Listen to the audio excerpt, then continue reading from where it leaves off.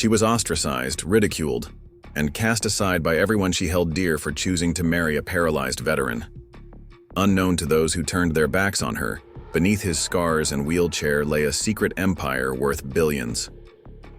Watch as a young woman, Cyrene Aldaris, risks losing her prestigious family, her social circle, and her inheritance to follow her heart, choosing a wounded warrior who seemed to have nothing but battle scars and unwavering devotion to offer.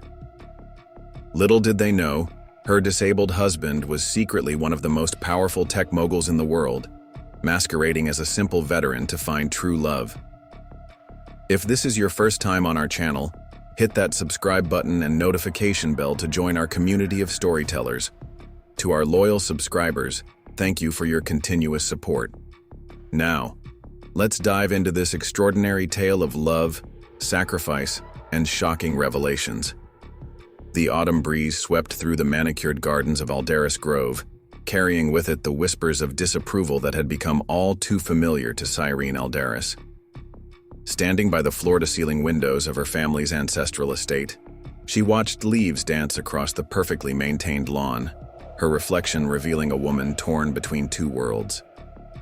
At 28, Cyrene had always been the golden child of the Aldaris dynasty. With her mother Vesper's social connections and her aunt Lysandra's business empire, she was destined for a life of privilege and power. But destiny, it seemed, had other plans. The first time she met Cyrene Aldaris at the Azure Haven Community Center where she volunteered, something shifted in her perfectly ordered world. He sat in his wheelchair, teaching coding to underprivileged youth, his eyes holding a depth that spoke of both pain and purpose. The scars visible on his neck and hands told stories of battlefield sacrifice, yet his gentle voice and patient demeanor captured her attention in ways no society gentleman ever had. "You're staring," he had said, a slight smile playing on his lips as he maneuvered his wheelchair toward her after the class.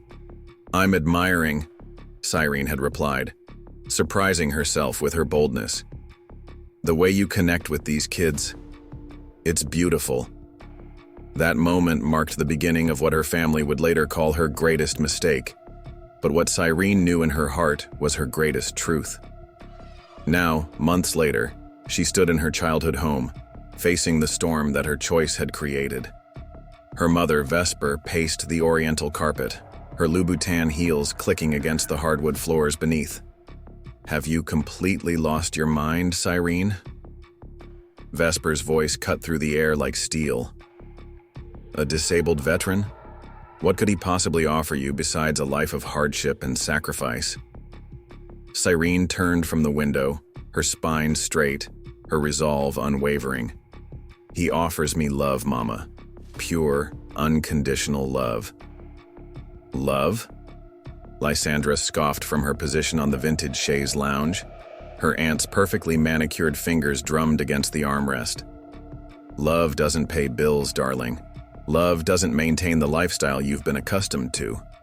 "Perhaps that's the problem," Cyrene responded, her voice steady despite her racing heart. "I've been accustomed to measuring worth in bank accounts rather than character." The door opened and Callista, her cousin, entered with a tablet in hand. "Have you seen this?" she asked, thrusting the device toward Vesper. "He lives in a modest apartment in the Seawind residences. No assets, no investments, nothing but a military pension and his part-time teaching work." Cyrene watched as her mother's face contorted with horror. The Seawind residences, while respectable, was a far cry from the luxury penthouses and sprawling estates the Aldaris family considered acceptable. "This is what you're choosing?" Vesper whispered, her voice breaking. "A life of struggle with a man who can't even walk? I'm choosing a man who taught himself coding while recovering from injuries sustained saving his entire unit," Cyrene countered. "I'm choosing someone who, despite his challenges, dedicates his life to helping others. His wheelchair doesn't define him, Mama." "No, but poverty will define you both," Lysandra interjected, rising from her seat. "Think about your future, Cyrene. Children, healthcare, social standing. Everything you've grown up with will disappear." Cyrene felt tears threatening to spill, but held them back. Her family saw only what was on the surface, a wounded veteran with limited means. They couldn't see the depth of Theron's character, the brilliance of his mind, or the way his eyes lit up when he spoke about technology and teaching. "I've made my decision," Cyrene stated firmly. "I'm marrying Theron next month. You can either support my choice or what?" Vesper challenged, stepping closer. "Or you'll throw away everything? Your inheritance, your position at the company, your place in this family?" The weight of the moment pressed down on Cyrene's shoulders, but she stood taller. "If that's what it takes to be with someone who loves me for who I am, not what I represent, then yes." The silence that followed was deafening. Outside, the autumn wind continued its dance, oblivious to the hearts breaking within the mansion's walls. Cyrene looked at each face in the room, her mother's anguish, her aunt's disapproval, her cousin's judgment, and felt a strange sense of liberation. What none of them knew, what even Cyrene herself hadn't discovered yet, was that this decision would lead to revelations that would shake the very foundations of their privileged world. But for now, she stood alone, choosing love over luxury, humanity over status, and a future that promised to be anything but ordinary. The morning light filtered through the sheer curtains of the Seawind residences as Cyrene packed the last of her designer clothes into donated moving boxes. Each silk blouse and tailored jacket felt like a remnant of a life she was willingly leaving behind. Her phone buzzed incessantly on the kitchen counter, another barrage of messages from her social circle, no doubt expressing their shock and disapproval. Elowen Frost, her childhood friend and the only one who had stood by her decision, sat cross-legged on the floor, helping to sort through photographs. "Have you seen what Celine Blackthorne posted?" she asked, her voice tight with anger. "She's telling everyone you're having a mental breakdown." Cyrene laughed, but the sound held no humor. "Of course she is. Heaven forbid someone in our circle actually choose love over social status." She picked up a framed photo of her family at their last Christmas gathering at Aldaris Grove. "You know, last week Larissa Devereaux suggested I was going through a philanthropic phase by dating Theron, as if loving him was some sort of charitable act." "They don't deserve you, Cy," Elowen said softly, using the nickname from their boarding school days. "None of them do.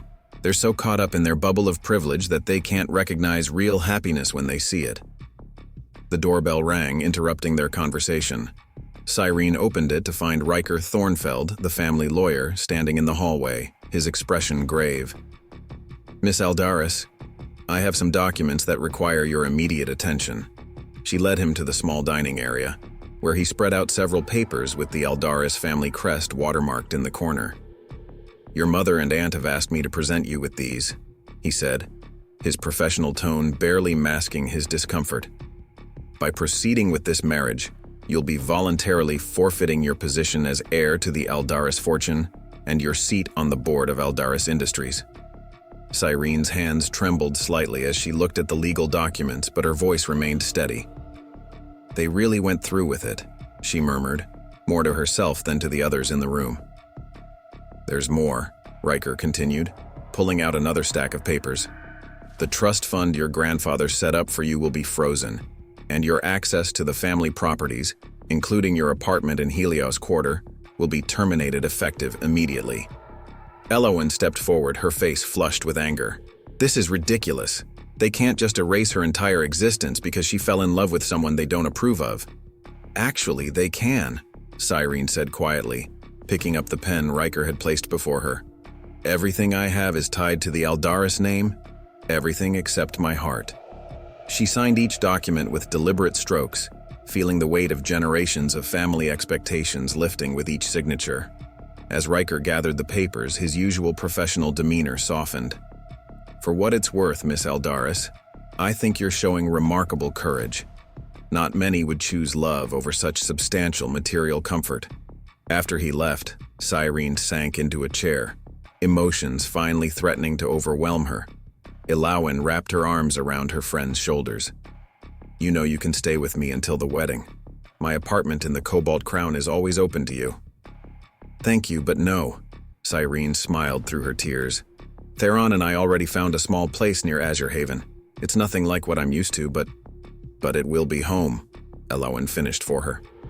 Later that evening, as Cyrene arrived at the Azure Haven for Theron's evening class, She found him in his usual spot, surrounded by eager students. He was explaining complex coding concepts with patience and clarity, his eyes lighting up as one of the teenagers successfully debugged their program. Preparing and narrating this story took us a lot of time, so if you are enjoying it, subscribe to our channel. It means a lot to us. Now back to the story. Watching him, Cyrene felt a warmth spread through her chest that no amount of family wealth could ever match. He looked up, catching her eye, and his smile made every sacrifice worth it. As the students filed out, he wheeled over to her, concern crossing his features as he noticed her reddened eyes. "Tough day?" he asked, taking her hand in his. "Just making choices," she replied, squeezing his fingers. "The right ones, but tough nonetheless." Theron's face shadowed with guilt. "Cyrene, I never wanted you to lose everything because of me. Maybe we should." "Don't," she interrupted, kneeling to meet his eyes. "Don't you dare suggest we shouldn't be together because of what others think or what I'm giving up. What I'm gaining is worth so much more." He reached out, touching her cheek gently. "You're extraordinary, you know that? Most people see the wheelchair and run. You saw past it and stayed." "I saw you," she corrected. "The wheelchair is just how you move through the world, it's not who you are." Unknown to Cyrene, Darian Casimir, a tall figure in an expensive suit, watched their interaction from the doorway. His presence would have raised questions. Why would a high-powered executive be at a community center coding class? But he slipped away unseen, pulling out his phone to make a call. "Mr. Rivez's cover is still intact," he spoke quietly into the device. "She loves him for who he is, not what he has. Shall I proceed with the next phase?" The response was brief, and Darian smiled as he ended the call. The real test of Cyrene's love and her family's true colors was about to begin, but for now she remained blissfully unaware of the magnitude of secrets her chosen path would reveal. The weeks leading up to the wedding passed in a blur of adjustments and revelations. Cyrene discovered a world far removed from her privileged upbringing, one where dinner reservations didn't automatically appear at exclusive restaurants, where clothes came from department stores instead of designer boutiques, and where every expense required careful consideration. Their new apartment in the Seawind Residences was modest but clean, with wide doorways and modified fixtures to accommodate Theron's wheelchair. The space was nothing like her former penthouse in Helios Quarter, but Cyrene found herself loving the simplicity of it. The sound of waves from the nearby harbor drifted through their windows each morning, a constant reminder of new beginnings. One morning, as Cyrene prepared for her first day at her new job, a marketing position at a small tech startup that paid a fraction of her former salary, she caught snippets of a hushed conversation from the hallway. Theron was speaking to someone in low, urgent tones. "Everything needs to stay exactly as it is," she heard him say. "The timeline cannot be rushed."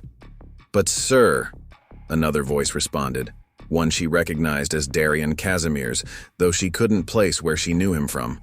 "The board is getting impatient. They need reassurance that they'll get their reassurance when I'm ready to give it." Theron's voice was firm, carrying an authority she had never heard before. "This is about more than business." The conversation ended abruptly as Cyrene emerged from the bedroom. Theron was alone in the hallway, looking pensively out the window. "Who were you talking to?" she asked, adjusting her non-designer blazer. "Just a wrong number," he smiled, but something flickered in his eyes. "You look beautiful. Ready for your first day?" Before she could press further, her phone buzzed. It was a message from Callista, her cousin. "Saw your new workplace on LinkedIn. How the mighty have fallen. Last chance to come to your senses, Cy." Cyrene deleted the message without responding, but the sting lingered. As she gathered her things, Theron wheeled over and took her hand. "I know this isn't the life you're used to," he began, his voice thick with emotion. "Stop," she interrupted, kneeling beside his wheelchair. "Yes, things are different now. Yes, I'm learning to live without certain luxuries, but I'm also learning what really matters. The way you light up when you teach those kids, how you never let your injuries define you, the depth of your heart. That's worth more than any trust fund." Later that day, During her lunch break, Cyrene sat alone in the small break room, scrolling through social media. Her former friends had posted photos from a charity gala at the Grand Azure, an event she had helped organize every year since college. The comments under Celine Blackthorne's post were particularly cruel. "Remember when Cyrene Aldaris used to chair this committee? Now she's playing nurse to a crippled veteran. Such a waste. I heard she's working some entry-level job now. Guess love doesn't pay the bills after all. Maybe we should start a charity for her instead." "Don't let them get to you," a voice said, making her jump. Her new colleague, Meridian Vale, stood in the doorway. "I've seen how they talk about you in the society pages, but you know what? I've also seen how you and Theron look at each other when you meet him for lunch. That's real. What they have? It's all smoke and mirrors." Cyrene smiled gratefully, wiping away a tear she hadn't realized had fallen. "Thank you. Sometimes I just need a reminder that I'm not crazy for choosing this life." That evening, she arrived home to find Theron deep in conversation with Darian Casimir again, but this time in their living room. Both men fell silent as she entered, and Darian quickly gathered some papers from the coffee table. "Mrs. Aldaris," he nodded politely. "Or soon-to-be Mrs. Reves, I should say. I was just discussing some veteran support programs with Theron." Something about his expensive suit and polished manner seemed at odds with his explanation, but Cyrene was too tired to question it. After he left, she noticed Theron seemed distracted, almost nervous. "Is everything okay?" she asked, settling beside him on the couch. "Everything's perfect," he replied, perhaps too quickly. "How was your first day?" As she described her new workplace and colleagues, Theron listened intently, but his eyes occasionally drifted to his phone, which kept lighting up with messages.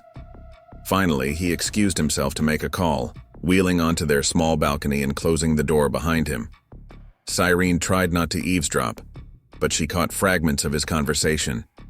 The merger must proceed as planned. Keep the shareholders calm. I don't care about the market fluctuations. When he returned, she was preparing their modest dinner, a far cry from the gourmet meals she once took for granted. "Theron," she began carefully, "is there something you're not telling me? These calls, the meetings with Darian, it seems like more than veteran support programs." He wheeled closer, taking her hand. "There are things about my life that are complicated," he said slowly. "But I promise, everything I've kept from you has been to protect what we have, to make sure it's real."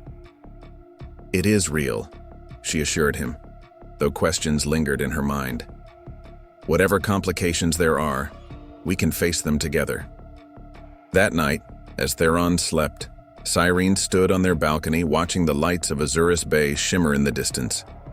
The grand Aldaris Grove estate was visible on the hillside, its windows glowing like distant stars, a reminder of the world she'd left behind. Her phone buzzed with a message from her mother. "The wedding is in 2 days. Please don't do this to yourself, to our family name." Cyrene turned off her phone and looked at Theron's peaceful form through the bedroom door. Despite the mystery surrounding him, despite the sacrifices and the judgment, her heart was certain. What she didn't know was that in just 48 hours, every sacrifice, every tear, every moment of doubt would be put into a perspective she never could have imagined. The day before the wedding dawned with an unexpected visit to the Seawind residences. Cyrene opened the door to find Elowen Frost standing there, her expression tense. "We need to talk," she said, glancing over her shoulder as if afraid of being followed. "Somewhere private." They walked to the Cobalt Crown, a small cafe where the likelihood of running into anyone from their former social circle was minimal. As they settled into a corner booth, Elowen's usual confident demeanor seemed shaken. "I overheard something at my father's investment firm yesterday," she began, her voice barely above a whisper. "They were discussing a massive tech acquisition, something about Phoenix Horizon Technologies. The CEO is apparently this brilliant recluse who's managed to stay completely out of the public eye." Cyrene stirred her coffee absently. "What does this have to do with me?" "The thing is," Elowen leaned closer, I saw Darian Casimir there.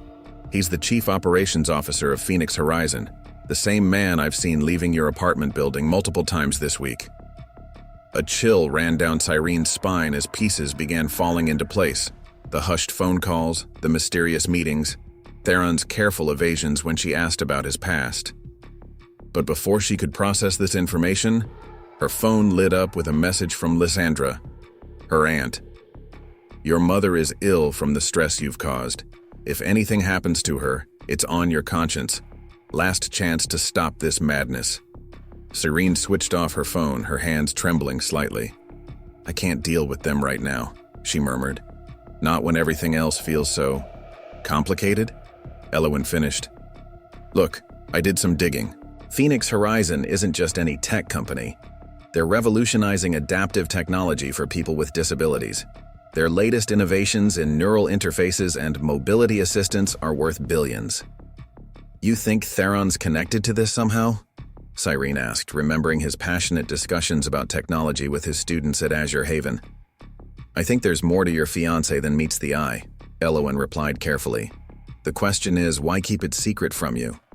As they left the cafe, they spotted Celine Blackthorne and Larissa Devereaux across the street, their designer handbags swinging as they whispered and pointed. Their laughter carried across the morning air, sharp and mocking. Ignore them, Elowen muttered, but Cyrene was already walking across the street, her patience finally snapped. Something amusing? She asked, facing her former friends. Celine's perfectly painted lips curled into a smirk.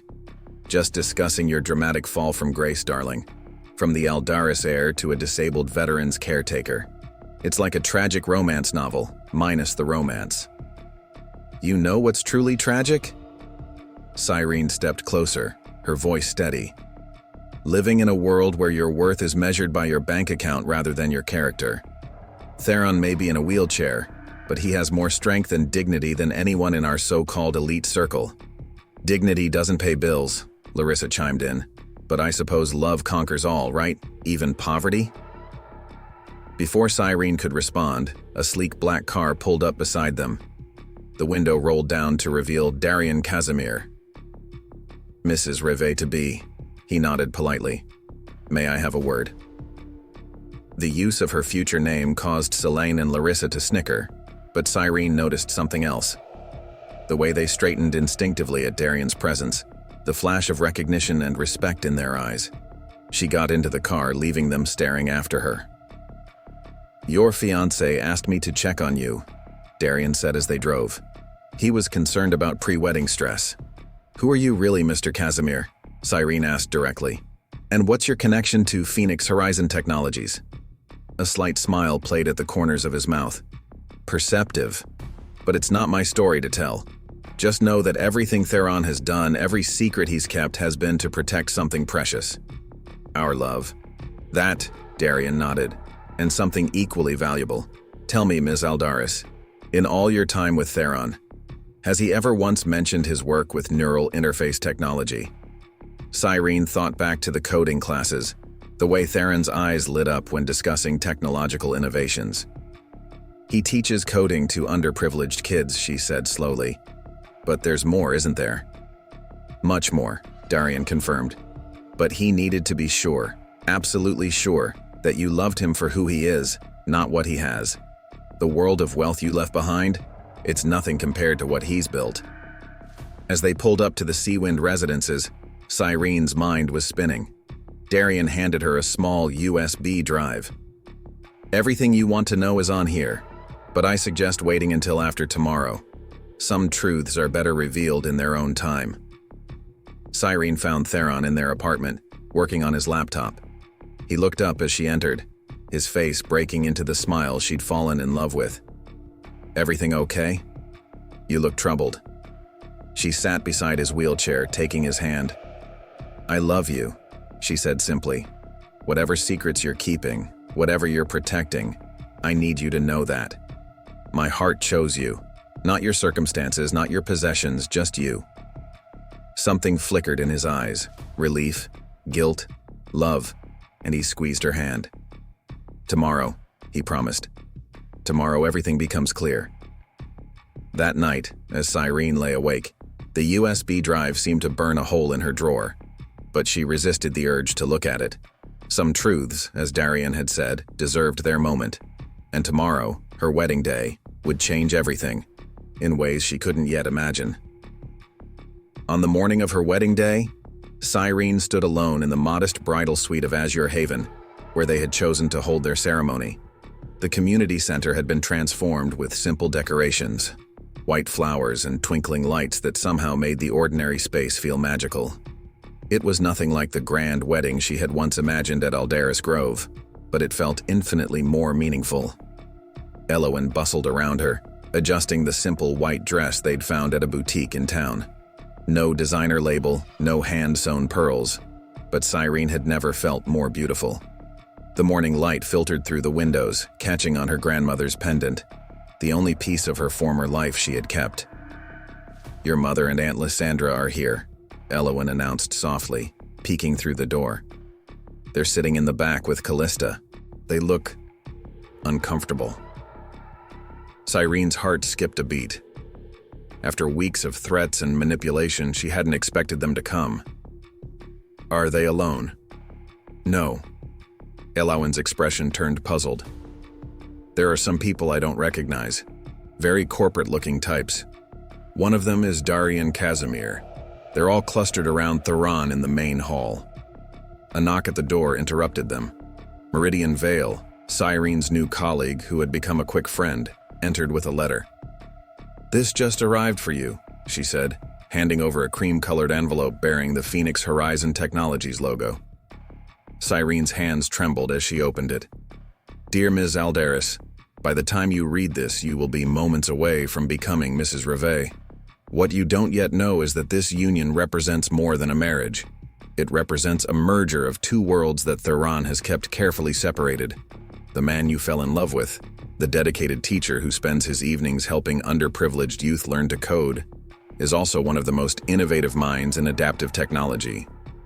The truth of his identity and empire will be revealed soon, but know this: every moment of simplicity, every challenge you faced together, was his way of ensuring that your love was pure and untainted by wealth or status. Your family is about to learn a valuable lesson about judgment and worth.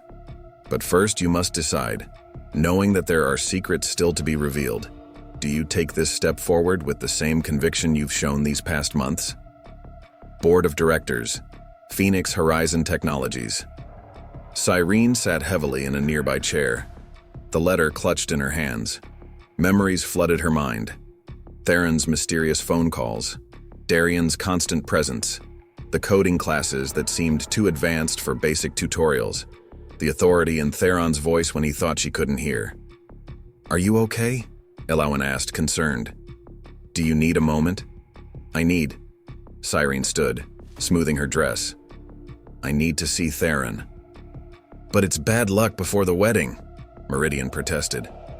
"Some things are more important than luck," Cyrene replied, moving toward the door. But before she could reach it, it opened to reveal her mother, Vesper. The older woman stood awkwardly in the doorway, her usual confident demeanor somewhat diminished. "Cyrene," she began, then stopped, taking in her daughter's appearance. You look beautiful." "Thank you, Mama," Cyrene replied softly. "I didn't think you'd come." Vesper stepped into the room, closing the door behind her. "There's something strange happening out there," she said, her voice uncertain. "People I recognize from major tech corporations are here. Darian Casimir is treating Theron with unusual deference. What's going on?" "I'm not entirely sure," Cyrene admitted. "But I know one thing. Whatever revelations this day brings, they won't change how I feel about Theron." "But if he's been lying to you," Vesper began. "He hasn't lied," Cyrene interrupted. "He's protected something precious, the chance for someone to love him for who he is, not what he has. Something I would have thought you, of all people, would understand."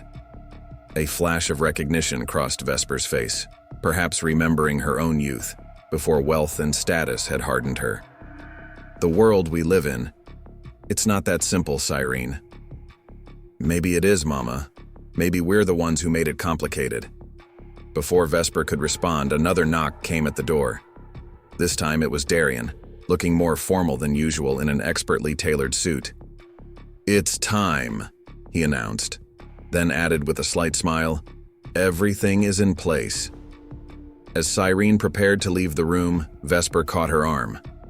"Whatever happens out there," she said softly, "know that I'm trying to understand."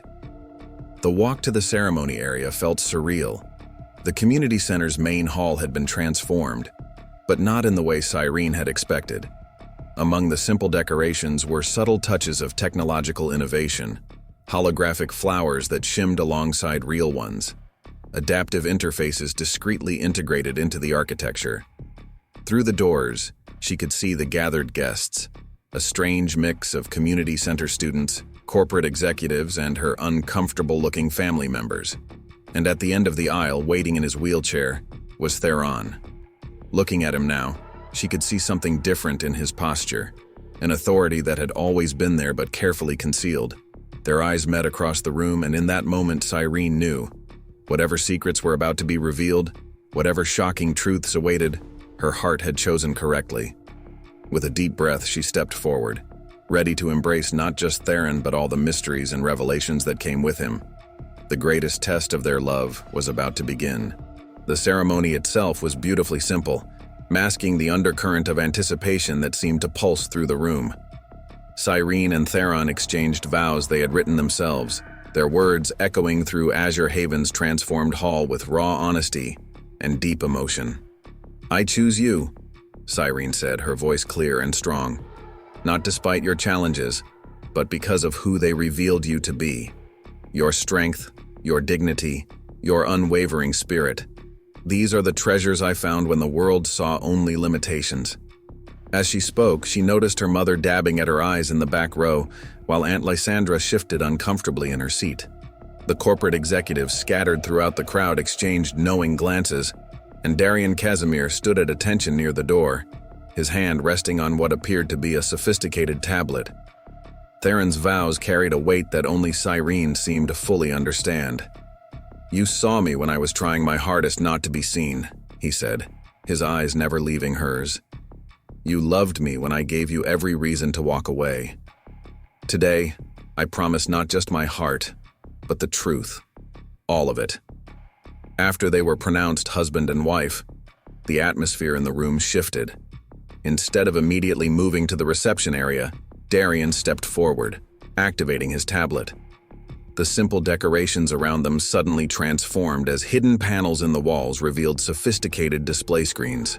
"Ladies and gentlemen," Darian announced, his voice carrying authority that commanded immediate attention. "Before we celebrate this union, Mr. Reve has an announcement to make." Theron wheeled to the center of the room, and Cyrene noticed something different about his wheelchair. Subtle technological elements she had somehow missed before. He pressed something on the armrest, and a holographic display sprang to life around them. "For those who don't know me," he began, his voice taking on the same commanding tone Cyrene had occasionally overheard during his private calls. "I am Theron Reve, founder and CEO of Phoenix Horizon Technologies. The injuries I sustained in combat led me to develop adaptive technologies that have revolutionized the way we think about disability and human potential." Gasps echoed through the room. Cyrene watched as her family's expressions transformed from discomfort to shock. Aunt Lysandra almost dropped her designer clutch. "Our company's worth currently stands at just over $32 billion, Theron continued, as graphs and figures appeared in the air around them. "Our neural interface technology is about to be approved for worldwide medical use, and our adaptive computing systems are being implemented in major institutions globally." He turned to face the Aldaris family directly. "You saw a disabled veteran with nothing to offer. What you didn't see was a man who turned his challenges into innovations that are changing the world. But more importantly, you didn't see what your daughter, your niece, did. A human being worthy of love regardless of wealth or status." Vesper Aldaris stood up, her face pale. "But the apartment, the modest lifestyle." "A choice," Theron explained. "I needed to know that the woman I loved loved me for who I am, not what I own. Every limitation we faced, every judgment you passed only proved the authenticity of Cyrene's heart. Cyrene stepped forward, taking Theron's hand as the truth of their past months together crystallized. "The coding classes?" she asked softly. He smiled. "Testing grounds for our adaptive learning systems. Those kids aren't just learning to code. They're helping us develop technology that will make education accessible to everyone, regardless of physical limitations." Darian stepped forward again, activating another display. "The merger paperwork is ready, sir. Shall we proceed with the announcement?" "Merger?" Lysandra's voice cracked as she stood. "What merger?" "Phoenix Horizon Technologies has just acquired controlling interest in Aldaris Industries," Theron announced calmly. "Your attempts to disinherit my wife actually simplified the process. As of this morning, we own 51% of your company's shares." The room erupted in chaos. Callista fainted dramatically into her chair. Vesper stared at her new son-in-law with a mixture of horror and amazement. Lysandra's face had turned an interesting shade of purple. But Cyrene hardly noticed. She was looking at her husband, seeing him with new eyes, yet recognizing the same man she had fallen in love with. "Why tell everyone like this?" she asked quietly. Theron's eyes softened as he looked at her. "Because they needed to understand what you proved. That true worth isn't measured in dollar signs. You chose me at my seemingly lowest point. You defended me against every criticism. You gave up everything for what you believed was a life of struggle. That kind of love, that kind of character, is rarer than any fortune." He pressed another button on his wheelchair, and the displays shifted to show Phoenix Horizon's latest projects. Groundbreaking innovations in mobility technology, neural interfaces that could revolutionize disability assistance, educational programs that could reach the most underprivileged communities.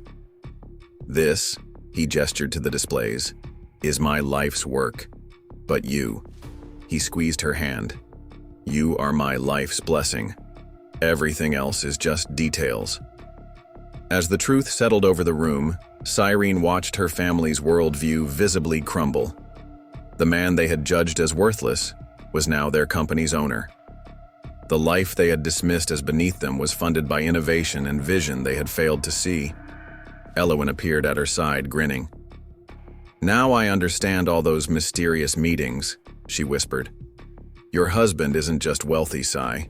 He's changing the world." As guests began moving toward the reception area, still buzzing with shock and excitement, Cyrene held back with Theron.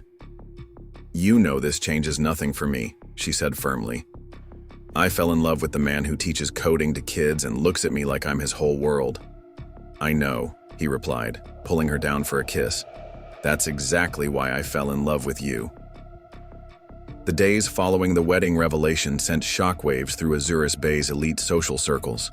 The story of the disabled veteran who turned out to be a tech billionaire spread like wildfire, but it was the tale of his wife, who had chosen love over luxury, only to end up with both. That captivated everyone's imagination. Cyrene and Theron had chosen to remain in their modest apartment at the Seawind residences for the time being, much to society's bewilderment. One morning, as they sat having breakfast on their small balcony, Cyrene scrolled through the local news on her tablet. Tech mogul's secret identity revealed. How love conquered prejudice, she read aloud, showing Theron the headline. They're calling it the romance of the century. Theron chuckled, adjusting his wheelchair to face the ocean view. They're missing the point entirely. It was never about the revelation. It was about finding someone who could see beyond appearances. A knock at their door interrupted their peaceful morning.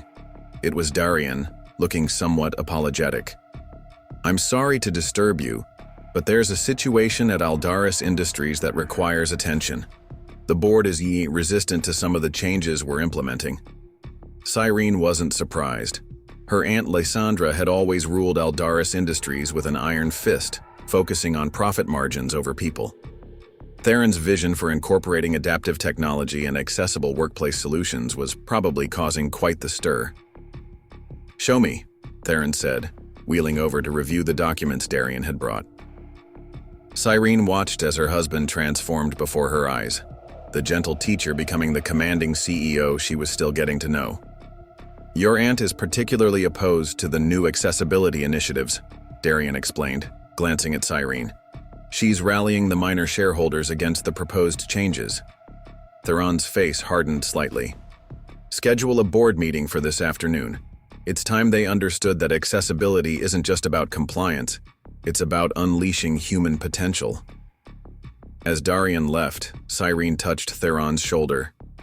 "Let me come with you," she said. "I know how Aunt Lysandra thinks. Maybe I can help bridge the gap." The Aldaris Industries headquarters looked exactly as Cyrene remembered, all gleaming glass and cold steel. As they entered the boardroom, the tension was palpable. Lysandra sat at the far end, her perfect posture radiating defiance. Other board members shifted uncomfortably in their seats, caught between the old guard and the new. "This company has operated successfully for 3 generations," Lysandra began, not waiting for formalities. "Our shareholders expect certain returns. These modifications you're proposing will cost millions and will return billions," Theron countered smoothly. He wheeled to the head of the table, pressing a button on his chair that activated the room's display system. "Let me show you something." The air filled with holographic projections, designs for workstations that could adapt to any physical limitation, communication systems that could bridge any disability gap, manufacturing processes that could employ people previously considered unemployable. "This isn't just about making the workplace accessible," Theron explained, his voice passionate. "It's about tapping into a massive pool of brilliant minds that your current setup excludes. Do you know how many qualified individuals are turned away from corporate positions simply because buildings, systems, and processes aren't designed with them in mind?" Cyrene stepped forward. "Aunt Lysandra, remember Cousin Marcus? How he had to leave the company after his accident because the office couldn't accommodate his new needs? How many others have we lost because we couldn't, or wouldn't, adapt?" A flicker of something, recognition, perhaps regret, crossed Lysandra's face. Marcus had been brilliant, one of their most promising executives, until a car accident had left him partially paralyzed. "The cost," Lysandra began, but Theron interrupted. "Will be entirely covered by Phoenix Horizon. Consider it a wedding gift," he smiled, glancing at Cyrene. "We're not asking you to compromise your bottom line. We're offering you the chance to be at the forefront of a revolution in workplace accessibility." The board members began murmuring among themselves, the tide of opinion visibly shifting. Cyrene could see her aunt's resolve wavering. "There's something else," Theron added, pulling up another display. "The government is about to announce major tax incentives for companies that implement comprehensive accessibility solutions. As the first major corporation to fully integrate our technology, Aldaris Industries would be positioned to benefit substantially." Lysandra's eyes narrowed. "You knew about this legislation beforehand?" "We helped write it," Theron said simply. "Phoenix Horizon has been working with policymakers for years. Change is coming, Lysandra. The question is, will Aldaris Industries lead that change or struggle to catch up later?" The meeting continued for hours, with Theron and Cyrene presenting their vision for a transformed workplace. Gradually, the resistance began to crumble. Even Lysandra, despite her initial opposition, couldn't deny the potential they were presenting. As they left the building, Cyrene noticed her mother waiting in the lobby. Vesper approached them hesitantly, her usual confidence subdued. "I've been doing a lot of thinking," she said, looking between them. "About worth, about judgment, about what really matters. Theron, I owe you an apology, both of you." Theron took Vesper's hand. "Your daughter taught me that true acceptance comes from the heart, not the wallet. Perhaps we can all learn from that lesson." As they headed home, Cyrene reflected on how much had changed. The world that had once judged them was now scrambling to understand them. But here they were, still choosing their modest apartment, still teaching at Azure Haven, still finding joy in the simple moments together. "You know," she said as they watched the sunset from their balcony, "all these revelations, all this power and wealth, It doesn't change who we are, does it? Theron pulled her close. That's exactly why I fell in love with you. You understand that the chair, the money, the company, they're all just circumstances. What matters is who we choose to be, how we choose to love. Below them, the lights of Azuris Bay began to twinkle on, a reminder of how far they'd come and how far they still had to go in changing the world's perceptions, one heart at a time. The calm after the wedding revelation was short-lived. As Cyrene and Theron worked to integrate their two worlds, new challenges emerged that would test not just their love but their principles. The morning began with an unexpected visit from Celine Blackthorne to their apartment at the Seawind Residences. "Darling," Celine breezed in, uninvited, her designer heels clicking against the modest flooring. "I've been trying to reach you for days. You simply must tell me everything about the merger plans for Phoenix Horizon and Aldaris Industries." Cyrene stood in her kitchen, still in her comfortable home clothes, watching her former friend survey the apartment with poorly concealed disdain. "Why are you still living here?"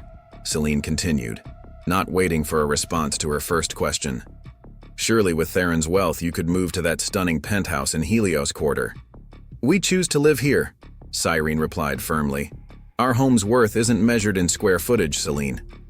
"But darling, people are talking the great tech mogul living in, well, this." She gestured vaguely at their surroundings. "It doesn't make sense. Unless..." Her eyes narrowed speculatively. "Unless the rumors about Phoenix Horizon's financial troubles are true?" Cyrene's head snapped up. What rumors?" "Oh, just whispers in certain circles." Celine smiled sweetly. "Something about the adaptive technology programs facing regulatory hurdles. My father's investment firm is quite concerned. Perhaps that's why you're still living so modestly?" Before Cyrene could respond, Theron wheeled into the room, his expression unreadable. "Ms. Blackthorne," he acknowledged coolly. "I wasn't aware we had a meeting scheduled." Celine's demeanor changed instantly, becoming almost sycophantic. "Mr. Revez, I was just telling Cyrene how impressed my father is with Phoenix Horizon's vision. In fact, he'd love to discuss potential investment opportunities." "Any discussions about Phoenix Horizon should go through proper channels," Theron interrupted smoothly. "I'm sure Darian would be happy to schedule a meeting with your father's firm." After Celine left, Cyrene turned to Theron. "Is there truth to these rumors? Are we facing problems with the regulatory approval?" Theron sighed, running a hand through his hair. "There are some challenges. Certain parties are resistant to our neural interface technology. They're spreading concerns about safety, despite all our successful trials." Just then, Darian arrived, looking more harried than usual. "Sir, we have a situation. Someone leaked internal documents about the safety trials to the press. The stock is starting to fluctuate." Cyrene watched as her husband transformed into the CEO she was still getting to know. He immediately began making calls, his voice carrying that note of authority she'd first noticed before their wedding. But something about Celine's visit nagged at her. "The timing of these leaks," she mused aloud. "Right when certain investment firms are looking to buy in." Theron paused mid-call. "What are you thinking?" "Celine's father, Aunt Lysandra. They've always worked together on major financial plays. What if this isn't about regulatory concerns at all? What if they're trying to drive down Phoenix Horizon's stock value?" Darian's eyes widened. "To buy in at a lower price before the neural interface approval goes public. It's market manipulation." "We need proof," Theron said grimly. "Without it, we're just speculating." Cyrene stood, determination setting her features. "Leave that to me. I grew up in their world. I know how they operate." Over the next few days, Cyrene immersed herself in the familiar world of high society she'd once left behind. She attended charity luncheons, social gatherings, and corporate events, playing the role of the prodigal daughter returned to wealth. At each event, she noticed the same pattern: whispered conversations about Phoenix Horizon, strategic meetings between Celine's father and Lysandra, unusual stock movements. At a gala at the Grand Azure, she overheard a conversation that confirmed her suspicions. Hidden behind a large floral arrangement, she recorded Lysandra and Mr. Blackthorne discussing their plan. Once the stock drops another 15 points, Lysandra was saying, we'll begin acquiring shares through offshore accounts.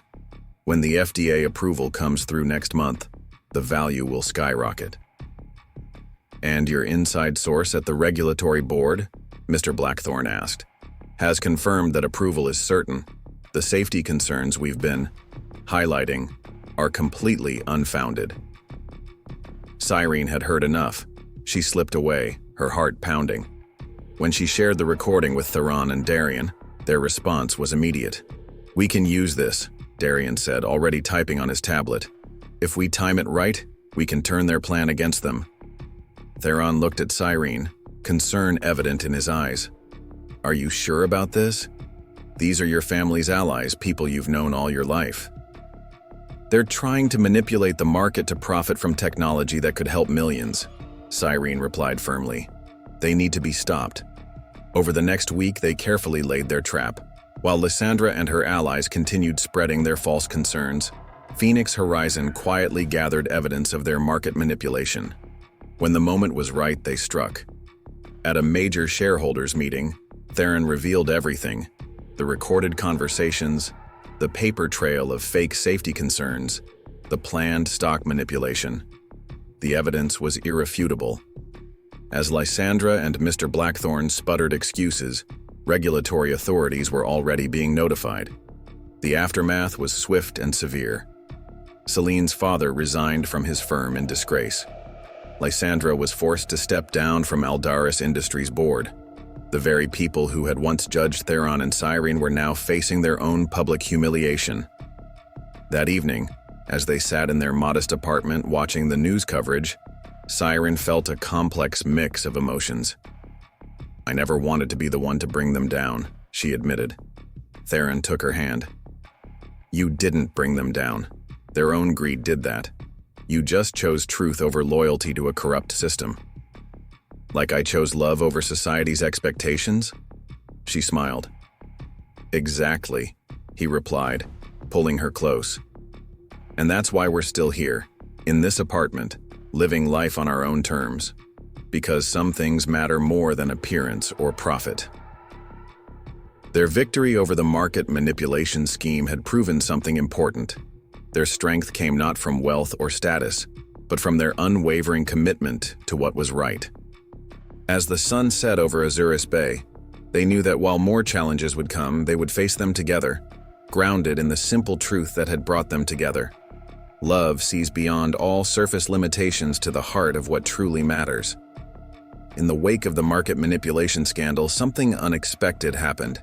Instead of the media focusing solely on the financial drama, they became fascinated by Cyrene and Theron's love story.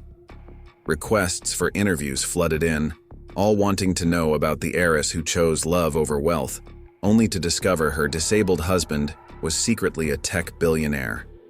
One morning, as they sat in their apartment at the Seawind Residences, Cyrene read aloud from the latest article, The Modern Fairy Tale, How True Love Conquered Prejudice and Proved Everyone Wrong. They really can't let go of this narrative, can they? Theron wheeled over from his workstation, where he'd been reviewing designs for Phoenix Horizon's latest adaptive technology project. Does it bother you, being in the spotlight like this? What bothers me, Cyrene replied, setting down her tablet, is how they're missing the real story. They're so focused on the wealth revelation that they're ignoring what actually matters, the way society judges people based on their disabilities, the importance of seeing beyond physical limitations. A knock at the door interrupted their conversation. It was Elowen carrying a stack of letters. Fan mail, she announced, dropping them on the coffee table. People from all over the country are writing to share their stories. You two have become quite the inspiration. Cyrene picked up one of the letters and began reading. Dear Mr. and Mrs. Reve, your story gave me courage. I'm a software developer with cerebral palsy, and I've faced discrimination my entire career. Seeing how Mr. Reve turned his disability into innovation, and how Mrs. Reve saw beyond societal prejudices, it gives me hope that things can change. Theron's eyes softened as he listened. Maybe we can use this attention for something meaningful, he suggested. What if we shared these stories? used our platform to challenge how society views disability. That evening, they hosted a small dinner at their apartment. Among the guests were Vesper, who had been working to make amends, Meridian Vale from Cyrene's former workplace, and several of Theron's students from Azure Haven.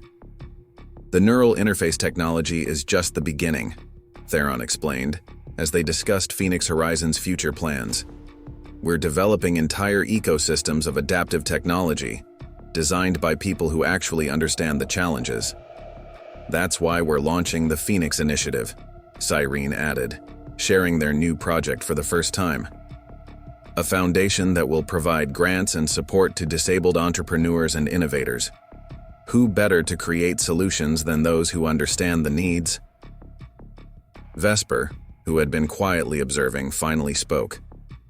I was so wrong, she admitted, her voice thick with emotion. I thought I was protecting you, Cyrene, but I was just perpetuating the very prejudices that hold society back. Later that night, after their guests had left, Cyrene found Theron on their balcony, looking out over the bay. Penny for your thoughts? She asked, wrapping her arms around his shoulders. I was thinking about the day we met, he replied, pulling her onto his lap. How you walked into Azure Haven and saw past everything, the wheelchair, the modest teacher facade, all of it. You saw me. I still see you, she whispered. The chair, the billions, they're just details. Your heart, your mind, your spirit, that's what I fell in love with. The next day brought a new challenge. A prominent business magazine wanted to do a cover story on them, focusing on their rags to riches romance. The proposed headline read, Beauty and the Billionaire, a modern fairy tale. Absolutely not, Cyrene told their publicity team. We're not interested in perpetuating stereotypes about disability or wealth. But the exposure could be valuable for Phoenix Horizon, one of the PR consultants argued. Our story isn't about hidden wealth or fairy tale endings, Theron interjected firmly. It's about challenging societal prejudices and creating real change. If they want to tell that story, we're interested. If not, we'll find other ways to share our message. Instead of the magazine cover, they chose to launch a documentary series featuring stories of disabled innovators and entrepreneurs. The first episode would showcase the students from Azure Haven, many of whom had gone on to develop their own adaptive technology solutions. As they reviewed the footage together, Cyrene noticed tears in Theron's eyes. What is it? She asked softly. When I started teaching at Azure Haven, it was because I wanted to give others what I never had. Someone who believed in their potential, regardless of their physical limitations. Now look at them. They're changing the world.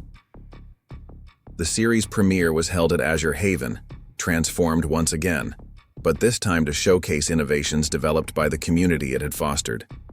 Former students demonstrated their projects, from adaptive gaming interfaces to mobility solutions. During the event, Cyrene overheard two tech journalists discussing the impact of Phoenix Horizon's approach. It's revolutionary, one was saying. Instead of developing technology for the disabled community, they're empowering the community to develop their own solutions. And it all started because one woman chose to see beyond societal prejudices, the other added. Sometimes the biggest innovations start with a simple change in perspective. That night, as they prepared for bed in their modest apartment, which they still refused to leave despite their wealth, Cyrene found Theron staring at an old photograph from their first days together. Having second thoughts about keeping our life simple? She teased. Never, he smiled. This apartment, this life we've built, it reminds us of what really matters. Not the wealth, not the technology, but the heart of who we are and what we're trying to achieve. Which is a world where people are valued for their abilities, not judged for their disabilities. Where love isn't measured by bank accounts or social status. Where innovation comes from understanding, not assumption. Cyrene kissed him softly. We're getting there one story at a time. As they fell asleep, the lights of Azuris Bay twinkling below their window, they knew that their journey had become something bigger than themselves. Their love story had become a catalyst for change, challenging prejudices and inspiring others to see beyond surface limitations to the boundless potential that lies within every heart. As Phoenix Horizons' influence grew and their story spread, Cyrene and Theron faced an unexpected challenge. Their decision to maintain their modest lifestyle, despite their wealth, had become a point of contention within the corporate world. Board members and investors questioned whether their image was appropriate for a company of Phoenix Horizons' stature. One morning, during a crucial board meeting at Phoenix Horizons headquarters, the issue came to a head. Board member Victor Sterling, a recent addition representing major investors, raised his concerns. "With all due respect, Mr. Rivet," he began, his tone suggesting anything but respect. "Your continued residence at the Seawind Residences sends the wrong message. Our investors expect a certain standard of living from their executives." Theron's expression remained neutral, but Cyrene, sitting beside him, noticed his hands tighten on his wheelchair's armrests. "And what message would that be, Mr. Sterling? That perhaps the company isn't performing as well as reported, that our CEO lacks the, ambition our shareholders expect." Darian Casimir, sitting at Theron's right, began to object, but Theron raised a hand to silence him. "Let me be very clear," he said, his voice carrying that quiet authority that had first attracted Cyrene. "My wife and I choose to live where we do, because it reminds us of what matters, the same principles that built this company: authenticity, accessibility, and genuine human connection." "But the optics," Sterling persisted. "The optics?" Cyrene interrupted, standing. "Let's talk about optics. My husband built this company to change how the world views disability and accessibility. We live in a building that's truly accessible, in a community that supported us before anyone knew about the wealth or success. Moving to some luxury penthouse just to impress shareholders would betray everything we stand for." The boardroom fell silent. Cyrene continued, her voice passionate. "Every day, we receive letters from people sharing their stories of discrimination, of being judged by their limitations rather than their potential. They don't need another success story about wealth and luxury. They need to see that true value isn't measured by where you live or what you own." Later that evening, as they returned to their apartment, Theron pulled Cyrene close. "You were magnificent today," he said softly, reminding everyone what Phoenix Horizon really stands for. "I meant every word," she replied. "This apartment, this community, it's part of who we are." Their conversation was interrupted by a knock at the door. It was Meridian Vale, looking troubled. "You need to see this," she said, handing them her tablet. On the screen was a leaked memo from Sterling to several major shareholders, suggesting that Theron's disability might be affecting his judgment, and proposing a vote to remove him as CEO. The memo questioned whether someone with his limitations could effectively lead a company of Phoenix Horizons' size. "They're using your disability against you," Cyrene breathed, anger rising in her throat. "After everything you've built, everything you've proven." Theron remained calm, a slight smile playing at his lips. "They've just given us exactly what we needed. Proof that discrimination doesn't end with success. Even a disabled billionaire faces the same prejudices as anyone else." Over the next few days, they carefully prepared their response. Instead of fighting the accusations privately, they decided to address them head-on in a very public way. At the annual Phoenix Horizon Innovation Summit, attended by industry leaders, investors, and media from around the world, Theron took the stage. The advanced technology in his wheelchair, usually subtle, was now prominently displayed. "Some of our shareholders recently suggested that my disability makes me unfit to lead this company," he began, his voice strong and clear. "They're right about one thing. My disability absolutely influences how I lead. It drives every innovation we create, every solution we develop, because I understand the challenges we're trying to solve." He gestured to the massive screen behind him, which displayed photos of Phoenix Horizon's various projects and the people they'd helped.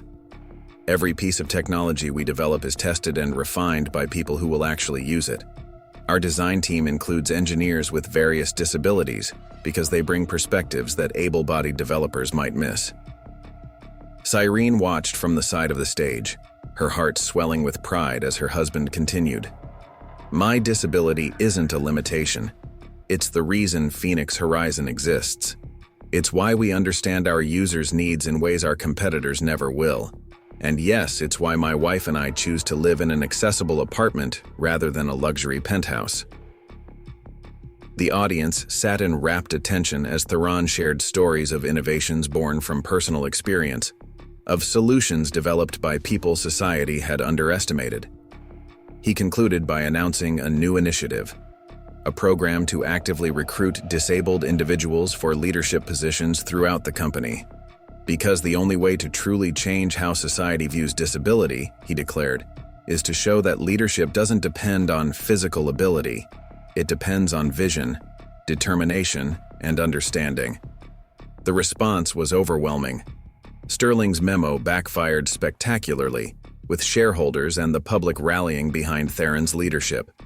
More importantly, their stand against discrimination sparked a broader conversation about disability and corporate leadership. That night, celebrating in their modest apartment with close friends and trusted colleagues, Cyrene raised a toast. To my husband, who turned discrimination into innovation and limitations into possibilities. Theron smiled, taking her hand. To my wife, who saw beyond every barrier society tried to place between us, and who continues to fight for what matters most. As they looked out over the lights of Azuris Bay, they knew that their battle against prejudice and discrimination wasn't over. But with each stand they took, each barrier they broke down, they were helping to build a world where people were valued for their abilities rather than judged for their disabilities. The true measure of their success wasn't in their wealth or corporate influence, but in the lives they were changing and the perspectives they were shifting, one story at a time. 6 months after their stand at the Innovation Summit, Cyrene and Theron's vision for inclusive leadership had begun to reshape corporate culture beyond Phoenix Horizon. Their modest apartment at the Seawind Residences had become an unexpected symbol of authentic leadership, with business magazines featuring articles about executives choosing purpose over pretense. One morning, Cyrene was surprised to find her mother, Vesper, waiting outside their door, clutching a worn leather photo album. I've been doing a lot of thinking, Vesper began as they settled in the living room, about our family, about the values we lost somewhere along the way. She opened the album, revealing photos of a younger version of herself working in what looked like a community clinic. Before I married your father, before the Aldaris wealth changed everything, I was a nurse, she explained, her voice soft with remembrance. I wanted to help people. Somewhere along the way, I forgot that person. Theron wheeled into the room, catching the end of Vesper's words. It's never too late to remember, he said gently. Vesper looked up, tears in her eyes. That's why I'm here. I want to help with the Phoenix Initiative, my medical background, combined with my social connections. Perhaps I could help bridge the gap between the medical community and your adaptive technology programs. Cyrene felt her heart swell as she watched her mother and husband begin to discuss possibilities. This was the mother she remembered from her childhood, passionate, caring, purposeful. Their conversation was interrupted by Darian's arrival with exciting news. The first batch of neural interface devices had received full regulatory approval, and the success stories were pouring in. We need to document this, Cyrene declared. Not just the technical success, but the human impact. They decided to host an event at Azure Haven, bringing together device recipients, medical professionals, and the team behind the technology. As they prepared for the event, Cyrene noticed how the community center had evolved. What had once been a simple teaching space now housed a state-of-the-art adaptive technology lab, while maintaining its welcoming, accessible atmosphere. The event itself became a powerful testament to their mission. People from all walks of life shared how Phoenix Horizon's technology had transformed their lives. A young artist demonstrated how the neural interface allowed her to paint despite paralysis. A veteran showed how he had returned to his passion for music. Each story reinforced what Cyrene and Theron had always believed, that disability didn't define potential. During the event, Vesper worked the room with her old nursing expertise. connecting medical professionals with technology developers, helping them understand both the clinical and human aspects of the innovations.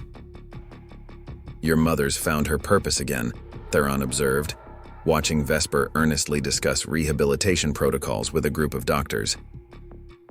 "She's not the only one who's changed," Cyrene replied, nodding toward where Aunt Lysandra stood, awkwardly but sincerely engaging with a group of disabled entrepreneurs. After the market manipulation scandal, Lysandra had done something unexpected. She'd asked for a chance to learn, to understand, to do better. The most powerful moment came when one of Theron's former students from his early teaching days took the stage. Now a successful software developer despite his cerebral palsy, he shared how Theron's belief in his potential had changed his life. "Mr. Rivet didn't just teach me to code," he said, his voice emotional. "He showed me that our challenges can become our greatest innovations, that our differences can be our strengths." Later that evening, as the event wound down, Cyrene found Theron in his old classroom looking thoughtful. "Missing the teaching days?" she asked, perching on his wheelchair's armrest. "Actually, I was thinking about expanding our education program," he replied. "What if we created a full scholarship program, not just for technical training but for any disabled student who wants to pursue innovation in their field?" "The Rivet Scholars Program," Cyrene mused, "supporting the next generation of disabled innovators and leaders." They worked late into the night, drafting plans for the scholarship program. It would cover not just tuition, but also adaptive technology, accessible housing, and mentorship opportunities.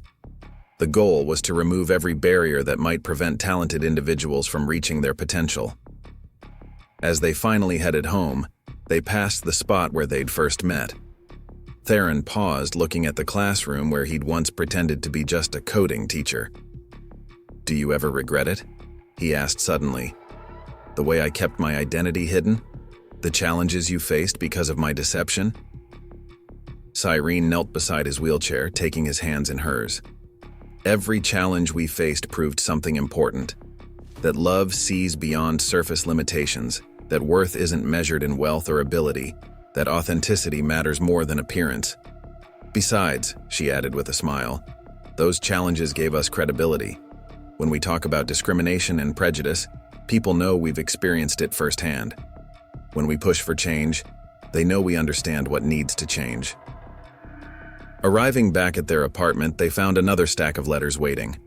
But these weren't just stories of discrimination anymore.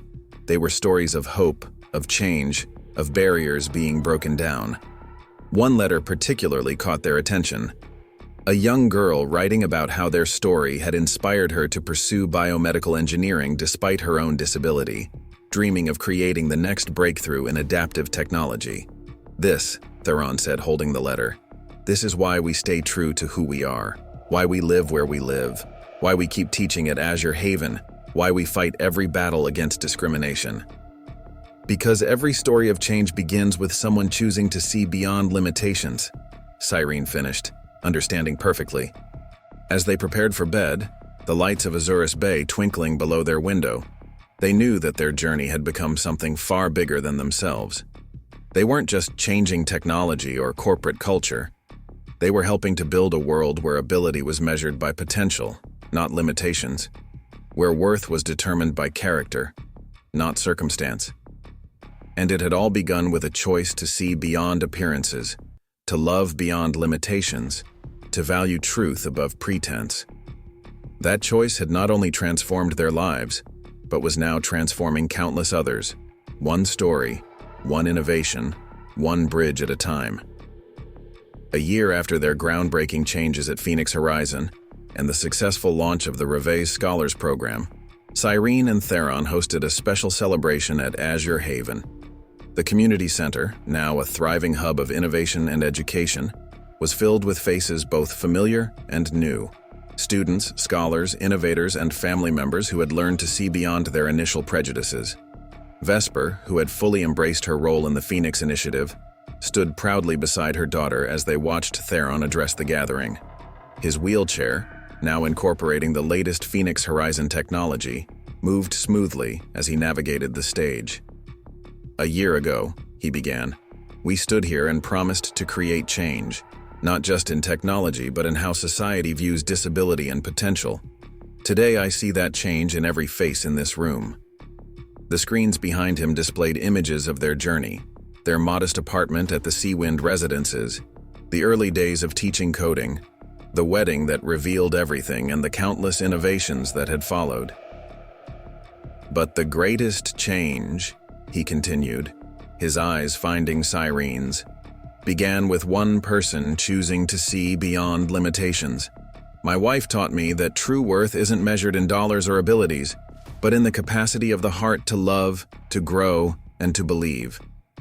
Cyrene felt tears welling up as she watched the man she loved share their story. The past year had brought more changes than she could have imagined. The Rivet Scholars Program had already supported 50 talented individuals pursuing their dreams.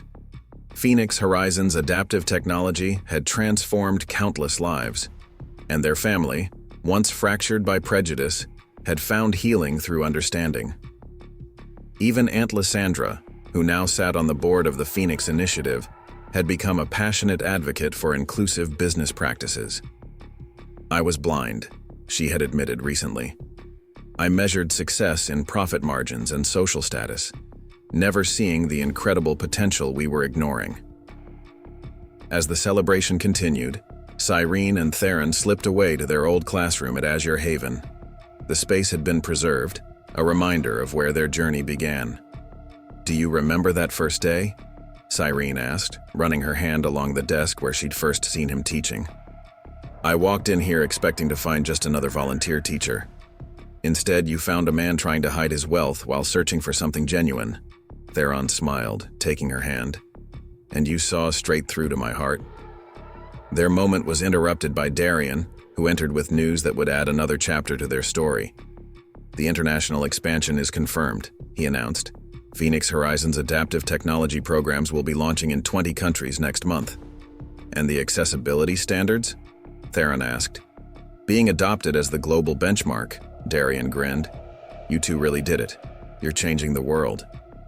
Later that evening, back in their apartment at the Seawind Residences, Cyrene and Theron stood on their balcony, watching the sunset over Aldaris Bay. Despite their success and influence, they had kept their home here, a testament to their belief that true value wasn't found in grandiose displays of wealth.